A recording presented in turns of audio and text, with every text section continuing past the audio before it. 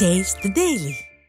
திண்டுக்கல் மாவட்டம் செம்பட்டி அருகே கோயில் திருவிழாவின் போது குளிக்கும் பெண்களை ஆபாசமாக படம் எடுத்த திமுகவை சேர்ந்த துணை சேர்மன் மற்றும் அவரது நண்பர்கள் 4 பேரை பொதுமக்கள் பிடித்து போலீசிடம் ஒப்படைத்த நிலையில் அவர்களை போலீசார் விடுவித்ததால் சாலையில் அமர்ந்து பொதுமக்கள் போராட்டத்தில் ஈடுபட்டனர். இது தொடர்பான கூடுதல் விவரங்களை தலைமை செய்தியாளர் ஜெயக்குமார் வழங்க கேட்கலாம். ஜெயக்குமார், விவரங்கள் சொல்லுங்க. திண்டுக்கல் மாவட்டம் செம்பட்டி அருகே கோயில் திருவிழாவில் குளித்துக் கொண்டிருந்த பெண்களை அவர்களுடைய நனைந்த ஆடைகளோடு வீடியோ எடுத்த திமுக துணை சேர்மன் உள்ளிட்ட திமுக நிர்வாகிகள் 4 மேற்பட்டவர்கள் வீடியோ எடுத்திருக்கிறார்கள். இதனை பார்த்த அந்த பகுதி மக்கள் அதிர்ச்சி அடைந்திருக்கிறார்கள். உடனடியாக சம்பந்தப்பட்ட திமுக துணை சேர்மன் உள்ளிட்ட அந்த 4 திமுக நிர்வாகிகளையும் அடித்து நெய்ய புடைத்திருக்கிறார்கள். அதோடு மட்டுமல்லாமல் அவர்களை காவல்துறையிடம் ஒப்படைத்திருக்கிறார்கள்.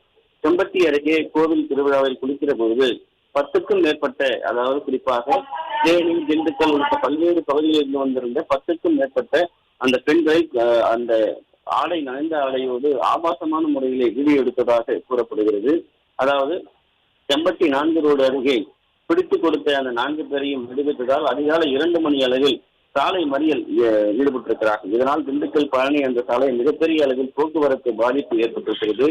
திண்டுக்கல் மாவட்டம் செம்பட்டி அடுத்த வீரக்கல், அதே போன்று வெள்ளை மாலை, அதே போன்று வீரமாரம்மன் கோவில் இருக்கிறது. அந்த பகுதியிலே ஒவ்வொரு ஆண்டும் வைகாசி மாதம் ஒரு நாள் இரவு முழுவதும் திருவிழா நடைபெறுவது என்பது வழக்கமான ஒரு நடவடிக்கையாக இருக்கிறது.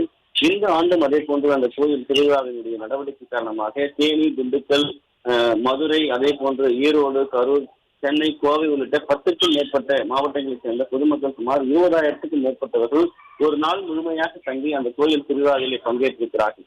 இந்த திருவிழாவில் கூட்ட நெரிசலில் பெண்கள் அங்கே குளிப்பதற்காக அமைக்கப்பட்டிருந்த அந்த கழிப்பறைகள், அதே போன்று குளியலறைகள் எல்லாம் கதவுகள் இல்லாமல் இருந்ததாக கூறப்படுகிறது. அதே போன்று வீரக்கல் அருகே இருக்கக்கூடிய வண்ணம்பட்டியைச் சேர்ந்த திமுகவுடைய துணை சேர்மன் உள்ளிட்ட 4 பேர் அந்த குளிக்கக்கூடிய பெண்களுடைய அந்த ஈர ஆடைகளோடு, தண்ணீரில் நனைந்த ஆடைகளோடு வீடியோ எடுத்திருக்கிறார்கள். இதை பார்த்து அந்த பெண்கள் கூச்சலிட அங்கு இருந்த பொதுமக்கள், திருவிழாவுக்கு வந்த பக்தர்கள் என அந்த 4 பேரையும் பிடித்து நெய்ய புடைத்திருக்கிறார்கள். புடைத்ததோடு இல்லாமல் அந்த 4 பேரையும் போலீசாரிடம் ஒப்படைத்திருக்கிறார்கள்.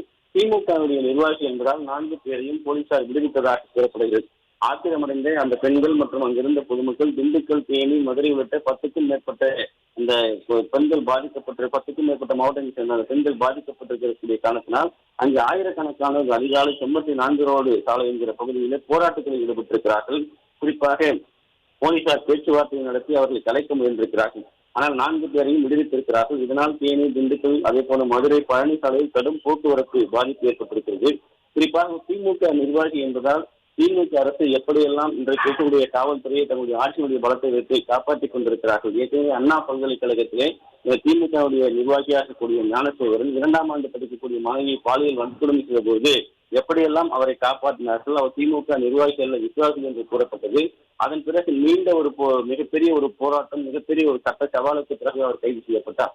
அதே போன்று இன்றைக்கு அரக்கோணம் அருகே இருக்கக்கூடிய தெய்வ செயல் என்கிற திமுக இளைஞர் துணை அமைப்பாளர் 20க்கும் மேற்பட்ட பெண்களை நாசமாக்கியதாக கூறப்படுகிறது. கல்லூரி மாணவியை நாசமாக்கியிருக்கிறார். ஏற்கனவே இருந்த திருமணங்களை முடித்திருக்கிறார். அந்த சமூகத்தில் கூட அந்த திமுக நிர்வாகிக்கு இன்னும் தண்டனை கிடைக்கப்படவில்லை.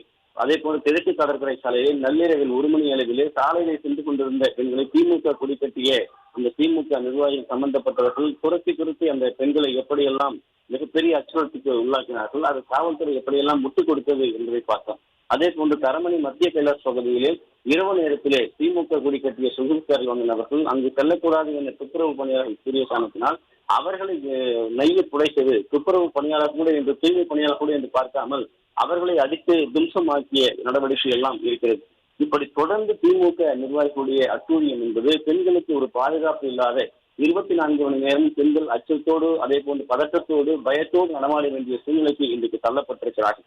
ஒரு 20,000 மக்கள் கூடுகிற இடத்திலே ஒரு கழிப்பறையிலே கதவியலை என்றால் அந்த பகுதியிலே குளிக்கிற பெண்களை கூட வீடியோ எடுக்கிறார்கள் என்றால் எப்படிப்பட்ட ஒரு முகம் கொண்டவர்களாக, எப்படிப்பட்ட ஒரு எண்ணம் கொண்டவர்களாக, எப்படிப்பட்ட ஒரு தீய வஞ்சகத்தை தங்களுடைய மனதிலே வைத்திருக்கக்கூடியவர்களாக இவர்கள் இருக்கிறார்கள் என்பதுதான் மிகப்பெரிய அச்சுறுத்தலாக, வேதனையாக, பெண்கள் மத்திய மிகப்பெரிய ஒரு பாதுகாப்பற்ற ஒரு சூழ்நிலை தமிழகத்திலே நிலவி கொண்டிருக்கிறது.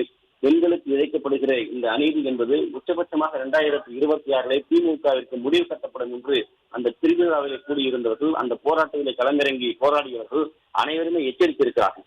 திமுகவினுடைய பதவி, திமுகவினுடைய பலம், திமுகவினுடைய ஆட்சி, காவல்துறை உதவி இவற்றையெல்லாம் வைத்துக் கொண்டு பெண்களிடம் இப்படி நடந்து கொண்டது என்பதும், பெண்களை இப்படி வன்முறை வெறியாட்டங்களால் அவருடைய கற்பை சூறையாடுவது, அவர்களை வீடியோ பதிவு செய்வது, சமூக வலைதளங்களை வெளியிடுவது, அதே போன்று திருமணம் செய்து கொள்வதாக ஆசை வார்த்தை கூறி அவர்களுடைய வாழ்க்கையை சீரழிப்பது என நாளுக்கு நாள் அதிகரித்து வருவது வேதனையுடைய உச்சகட்டம், துயரத்தினுடைய எல்லையை தாண்டி சென்று கொண்டிருப்பது குறிப்பிடத்தக்கது. விவரங்களை வழங்கியமைக்கு நன்றி ஜெயக்குமார்.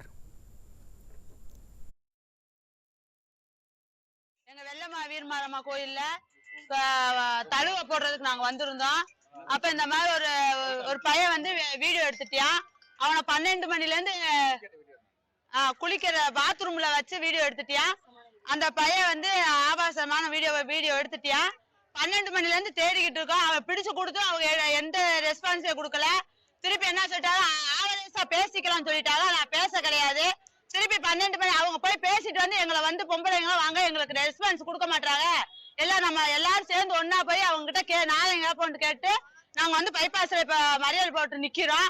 எங்களுக்கு அதை வந்து எங்க முன்னாடி வந்து நிக்கணும்.